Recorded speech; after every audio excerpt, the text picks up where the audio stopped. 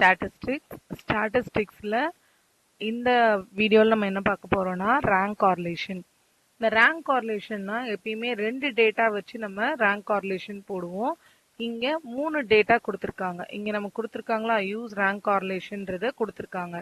And 3 data கொடுத்துட்டு இதுல எந்த பேர் ஆஃப் ஜட்ஜஸ், பேர்னா 2 பேர், எந்த pair of judges nearest approach to common taste in beauty.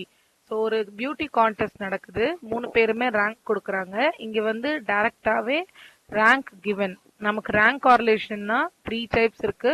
Rank டைரக்டா கொடுத்துருக்கிறது, ரேங்க் கொடுக்கலனா நாம ரேங்க் அலோகேட் பண்றது. அதுலயே 2 இருக்கு. ஒன்னு ரிப்பீட் ஆகாத ரேங்க், இன்னொன்னு ரிப்பீட்டட் ரேங்க். இப்ப இங்க ரேங்கே டைரக்டா கொடுத்துருக்காங்க. அதை நம்ம எப்படி சொல்றோம்னா 10 கான்டெஸ்டன்ட் இருக்காங்க, 1ல இருந்து 10 தான் நமக்கு மார்க்கே இருக்கு.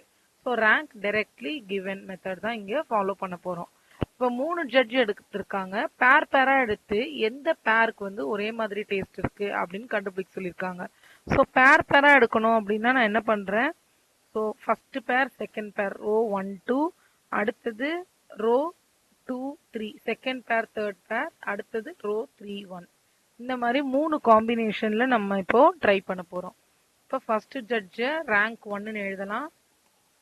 நான் வெர்டிக்கலா எழுதிக்கிறேன். ரேங்க் பை ஜட்ஜ் 1ன்றத ரேங்க் 1, அடுத்தது ரேங்க் 2, அடுத்தது ரேங்க் 3 அப்படின்னு எழுதுறோம். ஸோ ரேங்க் 1ல என்ன இருக்குன்னா 2 7 1 5 3 4 8 6 10 and 9. ஸோ இது ரேங்க் 1, ஜட்ஜ் 1ஓட வேல்யூஸ் எல்லாம் லைனா எழுதியாச்சு. அடுத்தது ஜட்ஜ் 2ஓட நம்பர்ஸ். ஜட்ஜ் 2ஓட நம்பர் 10 6 3 8 7 2 9 5 4 and last number 1. இது ஜட்ஜ் 2 கொடுத்த லிஸ்ட் ஆஃப் ரேங்க்ஸ். அடுத்தது ஜட்ஜ் 3 கொடுத்த ரேங்க் 2 5 6 9 1 3 7 4 8 and 10. இப்போ நம்ம மேல காம்பினேஷன் எழுதியிருக்கோம்ல, நம்ம ஃபர்ஸ்ட் ரோ 1 2, ரோ 1 2 அப்படின்னா 1ஐயும் 2வையும் காம்பினேஷனா வச்சு அதுக்கு டி கண்டுபிடிக்கணும். ஸோ 3 டி கண்டுபிடிக்க போறோம். 3 பேருக்கு தனித்தனியா 3 டி கால்குலேட் பண்ண போறோம். ஸோ ஃபர்ஸ்ட் பேருக்கு நம்ம D1ன்னு எழுதலாம். D1ன்றது யாரு, இவங்களுக்கு D1, இவங்களுக்கு D2 அண்ட் இந்த பர்சன்ஸ்க்கு D3. ஃபர்ஸ்ட் D1ன்றது எந்த 2 பேருக்கு, ஃபர்ஸ்ட்டுக்கும் செகண்டுக்கும். அப்போ R1 minus R2 whole square. அடுத்தது D2.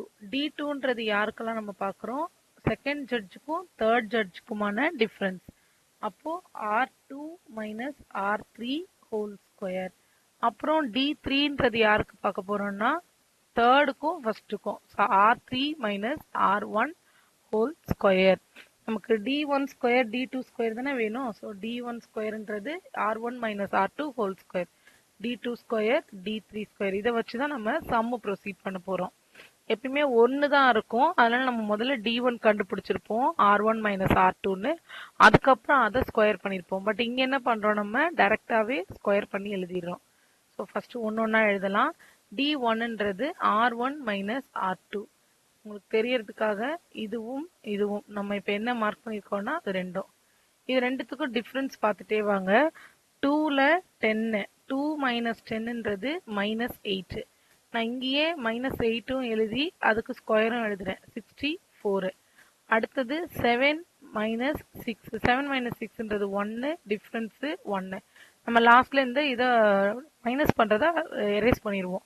1 மைனஸ் 3ன்றது மைனஸ் 2, ஸ்கொயர் பண்ணும்போது 4. 5 மைனஸ் 8 மைனஸ் 3, ஸ்கொயர் பண்ணும்போது 9. 3 மைனஸ் 7ன்றது மைனஸ் 4, ஸ்கொயர் பண்ணும்போது 16.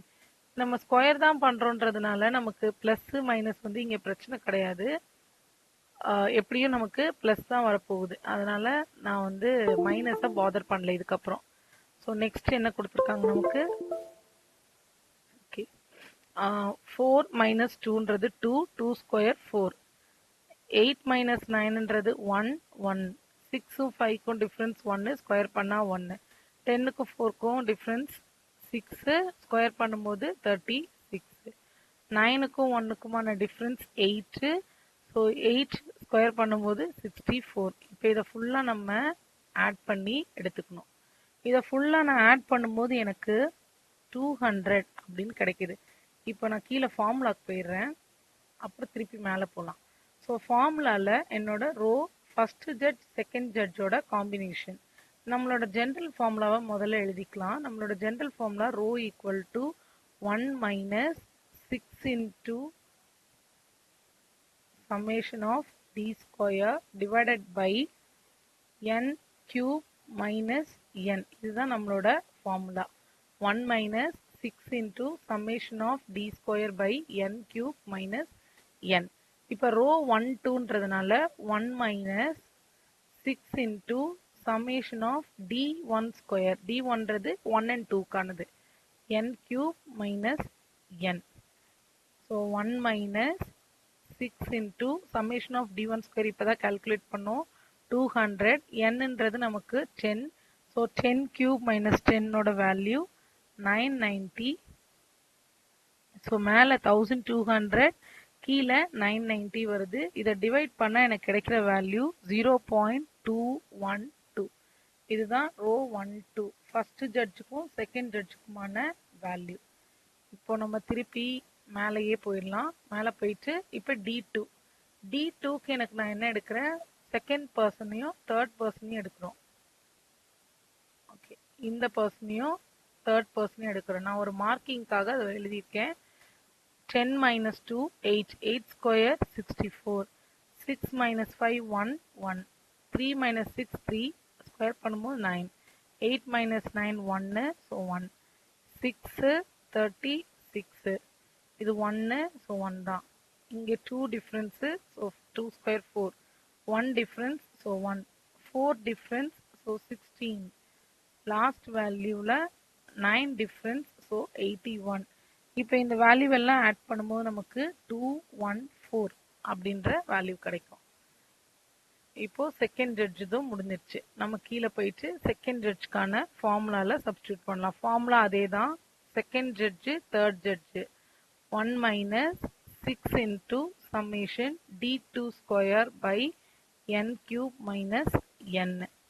So 1 minus 6 into 214 by 990.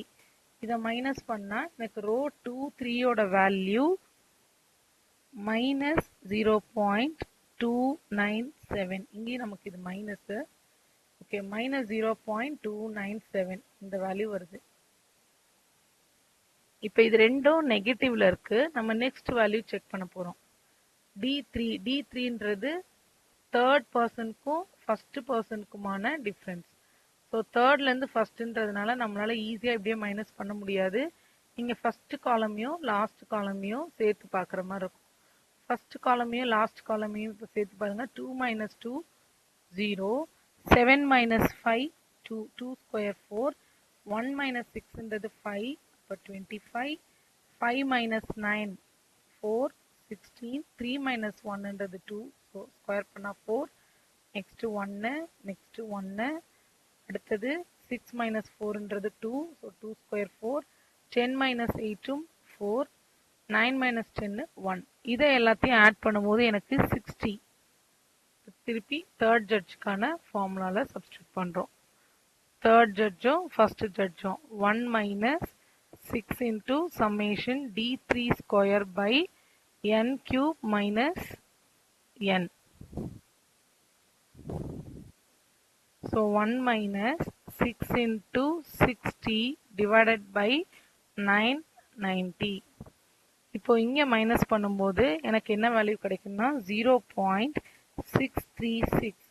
இப்போ ரெண்டு வேல்யூ நெகட்டிவும் ஒரு வேல்யூ தான் நமக்கு பாசிட்டிவ் வந்திருக்கு.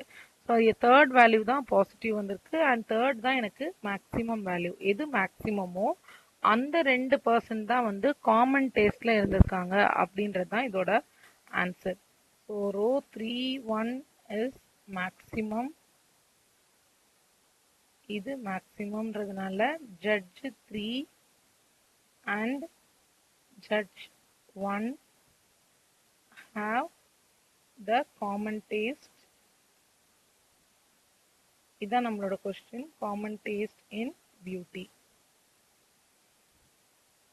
இதான் இதோட கன்க்ளூஷன்.